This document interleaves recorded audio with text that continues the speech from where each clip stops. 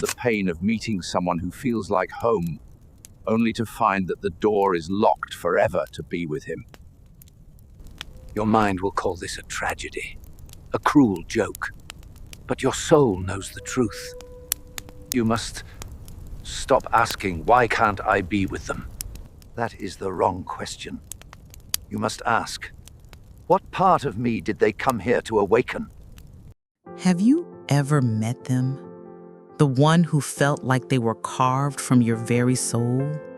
The person who awakens every cell in your runity, who speaks the language of your deepest dreams, only to discover that being with them was impossible. It is a pain so exquisite, so perfectly crafted, it feels intentional. As if the universe conspired to place this person in your path not to give you what you want, but to demolish who you've been and force you to become who you are truly meant to become. The pioneering psychologist Carl Jung, who mapped the hidden territories of the human psyche, believed that nothing in our emotional lives happens by accident. According to Jung, when we encounter someone we cannot be with, someone who ignites our soul but remains beyond our reach, we're not experiencing a cosmic joke or a cruel twist of fate. We're being invited into one of life's most sacred and transformative initiations. This is not about romance. This is about your own evolution. Today at Think of This, we will explore this sacred wound and show you that this person's purpose was not to complete you, but to shatter you, so you could finally rebuild yourself into the person you were always meant to become. Think about that person who haunts your thoughts, the one who felt like a soulmate or a twin flame, who appeared in your life like lightning, illuminating landscapes within yourself you never knew existed. Perhaps they were already committed. Perhaps the timing was impossibly wrong. Perhaps they lived in different worlds separated by circumstances that seemed insurmountable. Perhaps they were meant to be a teacher, not a lover. The rational mind scrambles for answers, but Jung would tell you that logic is the wrong tool for this. The unconscious mind operates through symbols, through meaningful coincidences, through encounters that shatter our carefully constructed sense of who we think we are. When you meet someone you cannot be with, you're not meeting just another person. You are meeting a mirror that reflects back to you the most powerful, divine, and unexpressed parts of your own soul. This person embodies qualities you admire, not because they are foreign to you, but because they are familiar to your soul. They're not showing you what you lack, they are showing you what you are capable of becoming. The magnetic pull you feel towards them is actually the pull of your own unrealized self, calling you toward personal growth. Jung called this phenomenon projection, the unconscious process by which we see in others what we cannot yet see in ourselves. But this particular kind of projection is different. It's not about seeing our shadows or our fears reflected back to us. It's about seeing our highest potential, our unlived life, our soul's deepest yearnings made manifest in another human being. Jung's concept of the anima and animus helps us understand this intense recognition. These are the inner soul images, the feminine aspect within men and the masculine aspect within women that represent our connection to wholeness. When you meet this impossible person, you are often meeting an external representation of this inner archetype. The creative passion they express mirrors your own unexpressed creativity. The confidence they radiate reflects the inner strength you have been afraid to claim. The person you cannot be with is carrying a piece of your own wholeness. And your task is not to possess them, but to reclaim that piece of yourself. Pause for a moment. If you know exactly who this person is in your own life, acknowledge it. This is the first step of emotional awareness. In the comments below, write the simple declaration, "I have seen the mirror." You are not alone on this journey. The love that breaks you open is not the love that destroys you.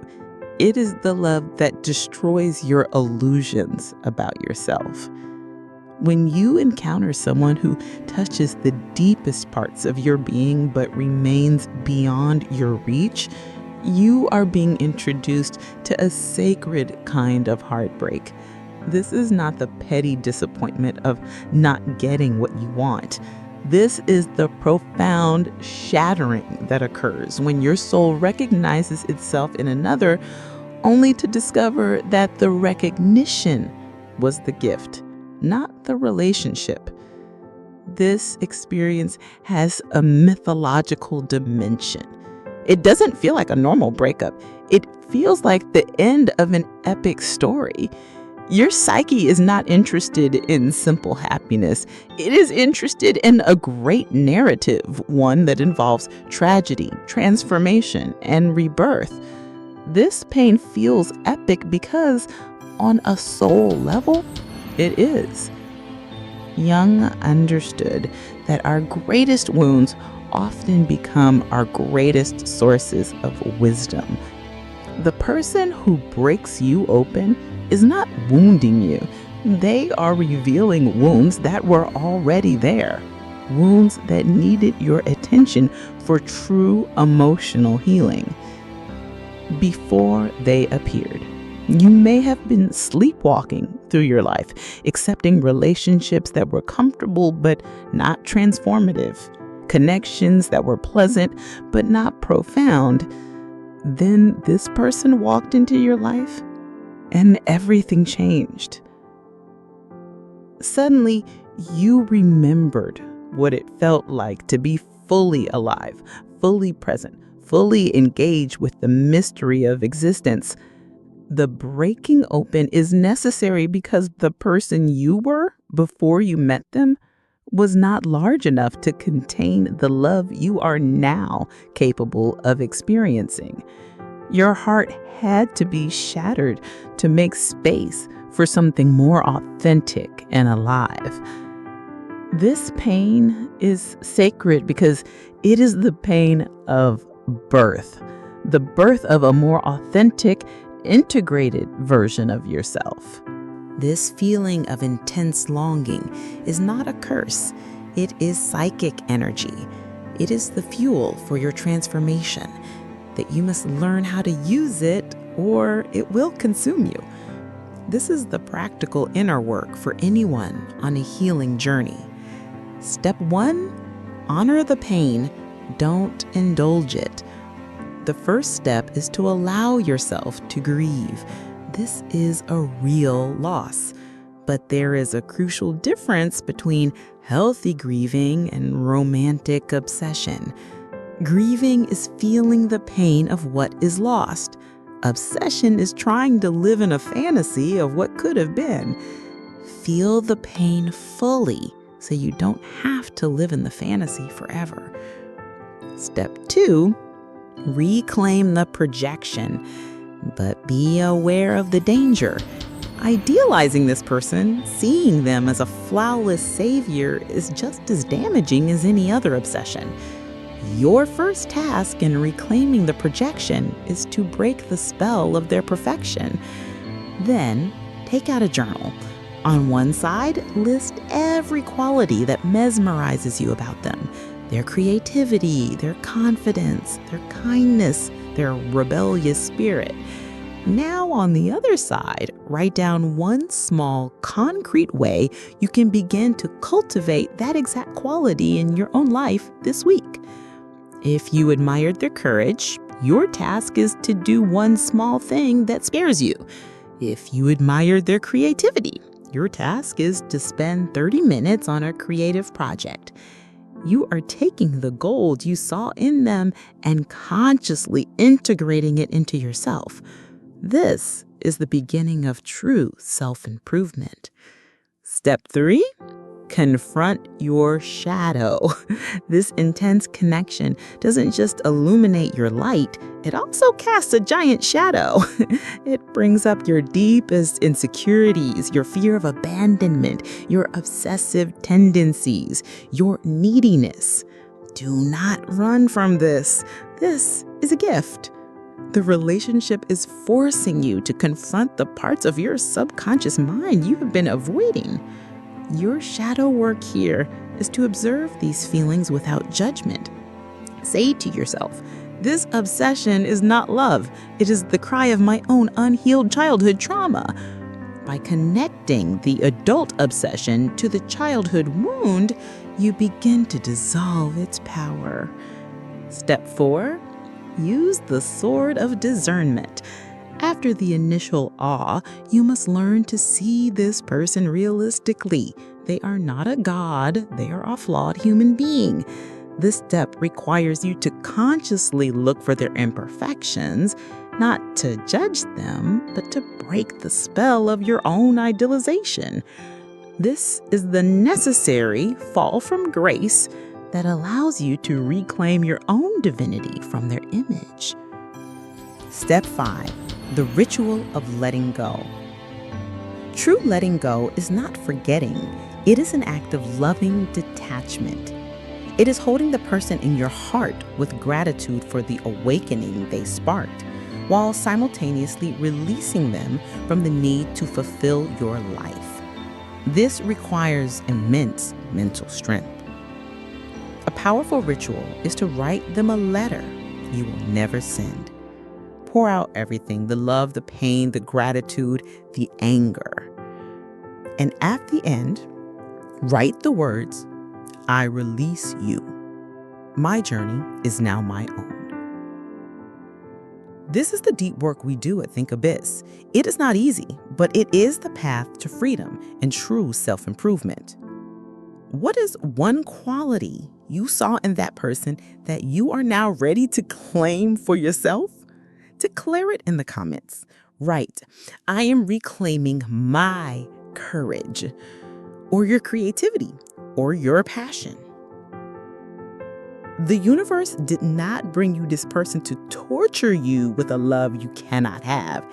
It wanted to you to catalyze a love you have not yet given yourself.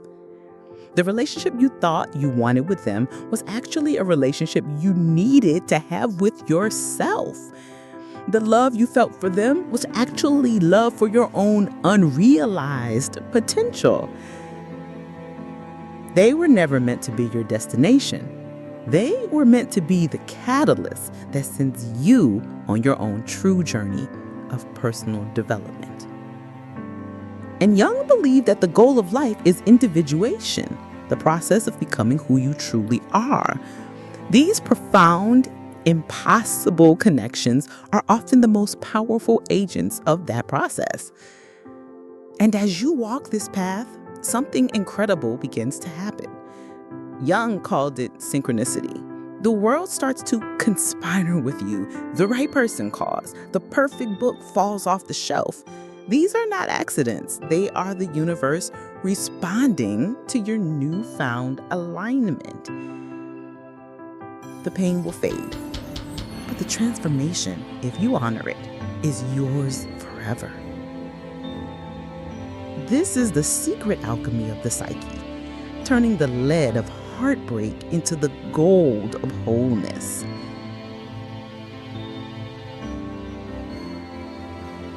They have given you the greatest gift possible. They have shown you a glimpse of your own magnificent soul. Now it is time to become that person fully and completely, whether they're there to witness it or not.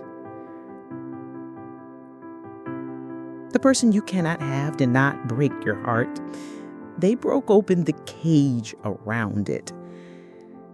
If this video resonated with you, subscribe to Think Abyss for more deep dives into the psychology that liberates us. Share this with someone who needs help with emotional healing or letting go.